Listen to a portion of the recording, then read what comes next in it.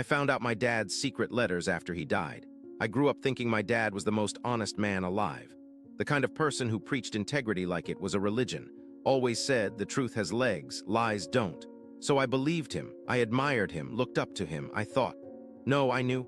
He'd always do the right thing, even if it hurt. Fast forward to 3 months ago after his funeral. I was in the attic of his old house, helping my mom pack up what was left of the life they built together. Most of it was dust and mildew and memories folded into photo albums. But in the far corner, behind an old trunk full of winter coats, I found a cardboard box. It wasn't labeled Dad or junk or anything helpful, just a single phrase written in black Sharpie. Private, do not open. Now I know what you're thinking, and yeah, obviously I opened it. I mean, come on, do not open. That's basically an invitation. Inside were stacks of envelopes, each one dated, sealed, and labeled with a name. Some names I recognized, old coworkers, a neighbor from when I was a kid. One was just labeled Chris. I stared at that one for a long time. Chris was my childhood best friend. We hadn't spoken in almost 20 years, not since that one summer. The summer where everything changed. I'll come back to that, but first, let me tell you about the letter that made my stomach drop. The one addressed to me, to my son when he turns 25. I was 27 at the time. It felt like it had been waiting for me. The envelope was heavier than I expected, like it had weight not just from paper, but from guilt.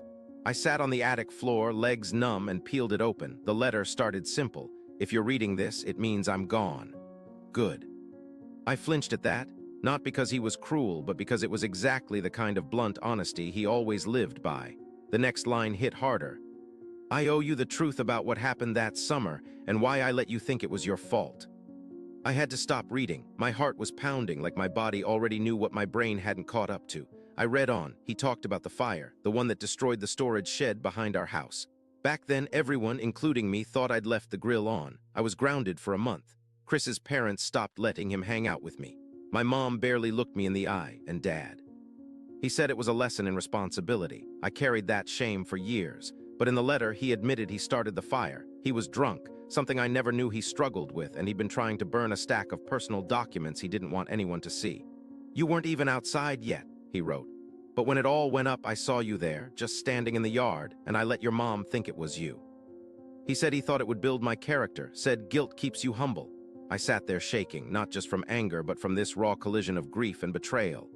This man, who I thought taught me everything about what it meant to be good, had lied, intentionally. And worse, he'd used that lie as a parenting tactic. But it didn't stop there. He went on to say there were more lies, some I'd recognize, some I wouldn't. And if I was brave enough, I could read the other letters to understand who he really was. Don't destroy the box, he wrote. Don't forgive me either, just read. And I did. The next day, I took the box down from the attic and brought it home. I waited until my wife and daughter were asleep, then opened a random envelope. To the man I fired in 1998 for something I did. The letter described how he botched a project at work, one that cost his company thousands, and instead of owning up to it, he pinned it on a junior employee. That man was fired, and my dad got promoted. I told myself it was for the good of the team, he wrote, but the truth is I was scared. Scared, my dad, the man who never backed down from anything. The image started cracking. I opened another letter. To my wife on the night I lied about where I was. This one was brutal. He confessed to being at a bar when he told her he was working late. And not just once. For years, he'd been doing it. Not cheating, he insisted, but hiding, escaping, being a coward in small doses, as he put it. I stayed up until 3 a.m. reading letter after letter, each one like a hammer blow to everything I thought I knew. And yet, I couldn't stop. Part of me needed to know, needed to see how deep it went.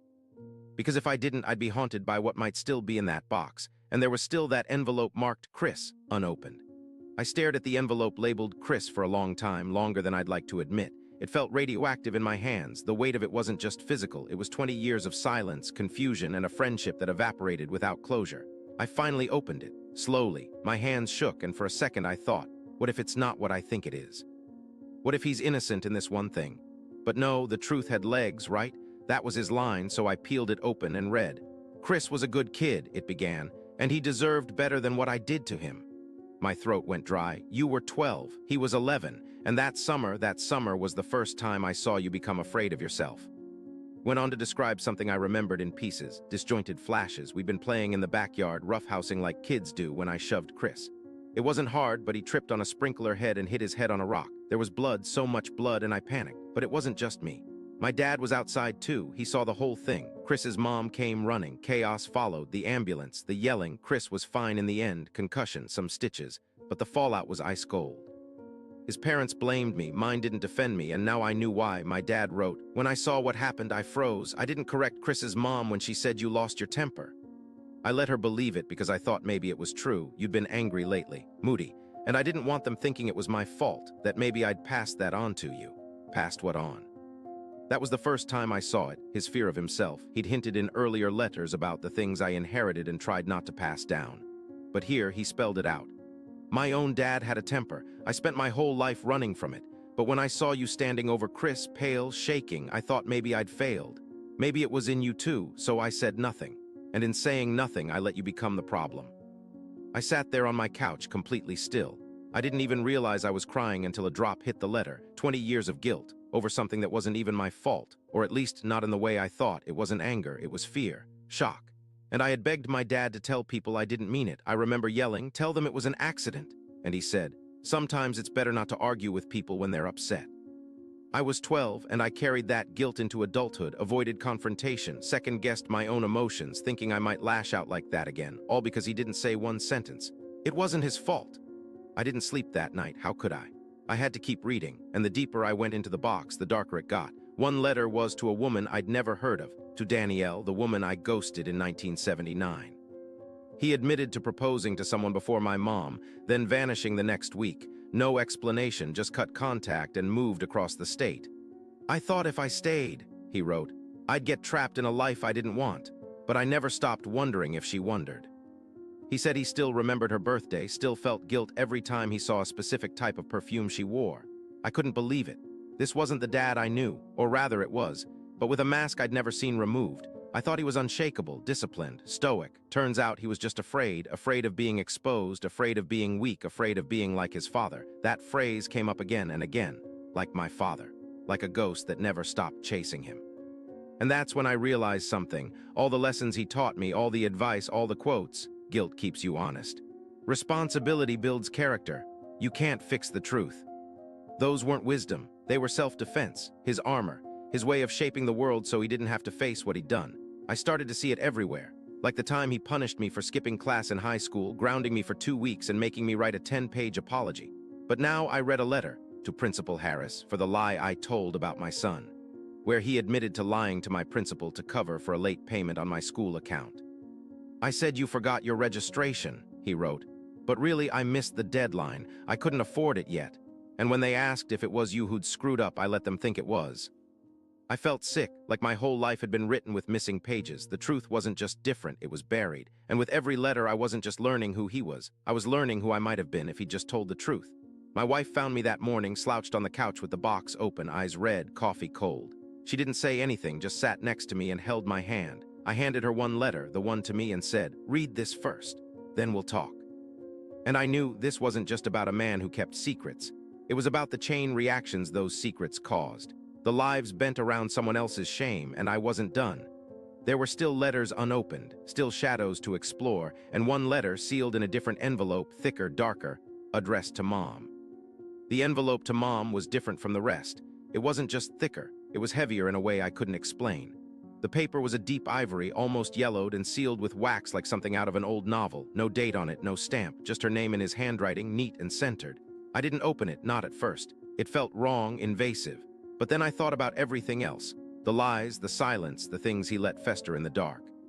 And I figured if he really wanted it to stay private, it wouldn't be in this box with all the rest. So I broke the seal and read. The first line was brutal. "You never really knew me." I froze. That wasn't how love letters start. It continued. "I wore the mask for you more than anyone.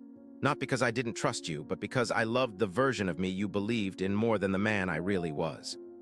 He talked about their early years, how she made him feel safe, how he'd never believed in marriage until her, but then came the turn. "You deserved someone honest." I was. He wrote about things I hadn't even imagined, debts he never told her about, job interviews he faked just to buy himself time, arguments where he manipulated her into thinking she was overreacting when he'd been in the wrong, and worst of all, the affair, if you could even call it that. "There was a night," he wrote, "where I stayed late with someone from the office. I didn't sleep with her, but I didn't come home either. And that silence, that avoidance, it was betrayal all the same." I wanted to stop reading, but I couldn't. I needed to know how far it went. He admitted to more than just moral failures. He admitted to fear, to cowardice. I was terrified of disappointing you, so I lied, sometimes by omission, sometimes directly, and I let you carry the weight of things I should have owned. He even referenced her miscarriage, the one they never talked about, not even with me. When you lost the baby, I told you it wasn't your fault, and it was.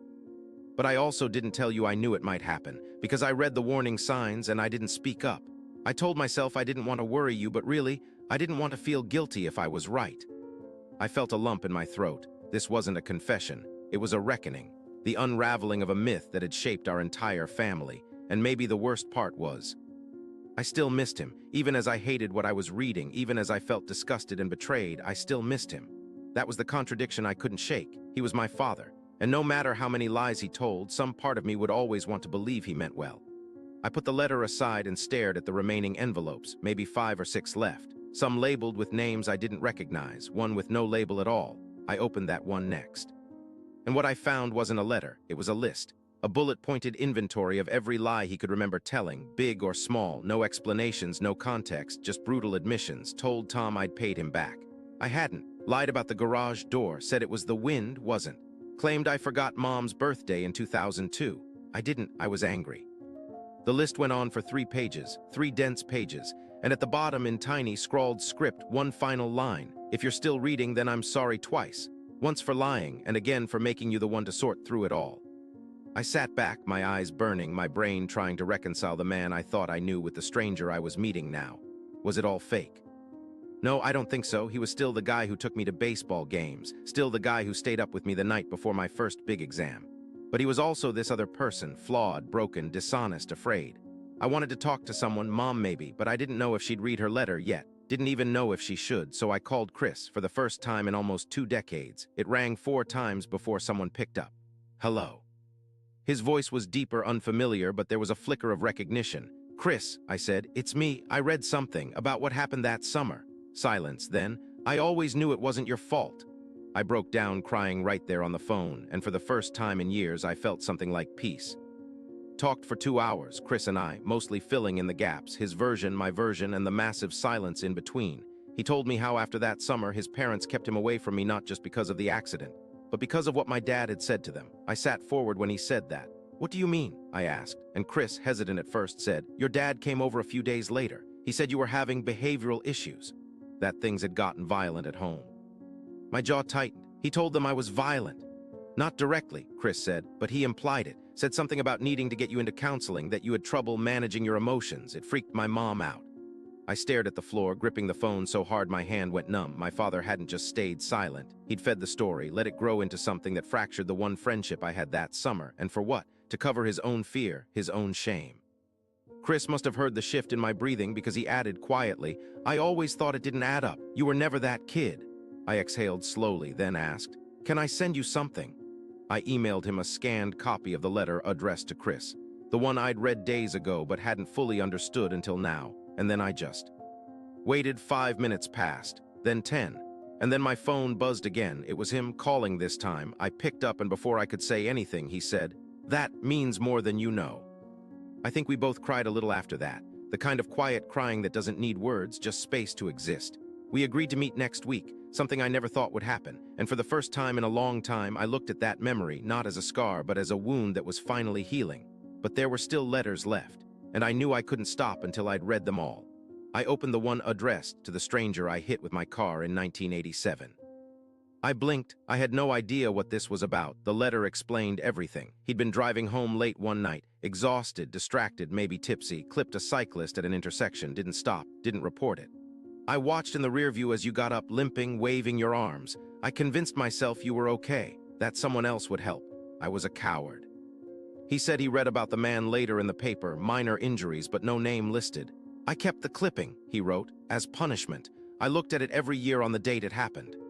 I didn't know what to do with that. It wasn't mine to forgive, but it felt like I was being asked to carry it anyway, and that was the pattern, wasn't it?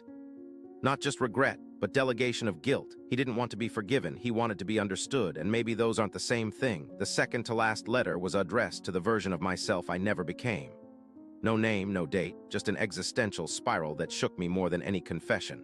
I wanted to be brave, I wanted to be someone who told the truth even when it cost him something. I wanted to be the kind of man who left the world cleaner than he found it. He wrote about how he'd spent his whole life chasing that man and falling short. Every lie I told was a shortcut away from the version of me I swore I'd grow into. And then, I told you to be honest. I meant it, but I didn't show you how. That line carved straight through me because it was true. He taught me the value of honesty, but never the practice, never the discipline of vulnerability. And the last letter, the very last one, wasn't in an envelope. It was folded loose at the bottom of the box, and on the outside it just said, "If he reads them all." I opened it with trembling fingers and read the final words he left me. If you've read every letter, then you know the truth. Not just about me, but about how much of life is shaped by the things we don't say. He didn't apologize again, didn't beg for forgiveness, he just acknowledged. You are not me, you do not have to carry this. You are allowed to break the pattern, to tell the truth the first time, to be better. I folded the letter and sat there, tears on my cheeks, chest hollow but lighter. I didn't feel peace, not exactly, but I felt direction, and that's something. Later that week, I gave Mom her letter. I didn't read it. Didn't ask if she did either, just handed it to her quietly and sat beside her on the porch like we used to when I was a kid. She didn't say anything, just held it in her lap, staring at the envelope. And I think in that silence we understood each other more than we ever had with words. Some truths destroy, but some rebuild. After giving Mom the letter, our relationship slowly shifted. It wasn't sudden or dramatic, no shouting matches or tearful confrontations, but a quiet unspooling of decades of tension. She started telling me stories about Dad I never knew. Small moments, memories buried beneath years of silence. How he used to bring her coffee in bed on Sundays. How he secretly fixed the roof one winter to surprise her. But also the harder parts. The fights, the regrets. The nights he'd come home late smelling like cigarettes and desperation. One evening, as we sat on the porch sipping tea, she said quietly, "I never knew how scared he really was." It was the first time I heard that from her. Scared, not just angry or harsh. Scared. The realization hit me that fear had been the thread tying all their mistakes together. And it ran through me too. How many times had I held back, lied, or pushed people away because I was afraid? Fear disguised as anger, silence, or control. Reading those letters didn't just change my view of my father. They forced me to look in the mirror, to question the person I had become, to decide whether I would carry his legacy or break it. I started therapy the next month, something I'd avoided for years, thinking I was strong enough on my own. But strength, I learned, isn't about hiding your pain. It's about facing it. My therapist helped me untangle the guilt I'd carried since childhood. Helped me understand that accountability wasn't the same as self-condemnation.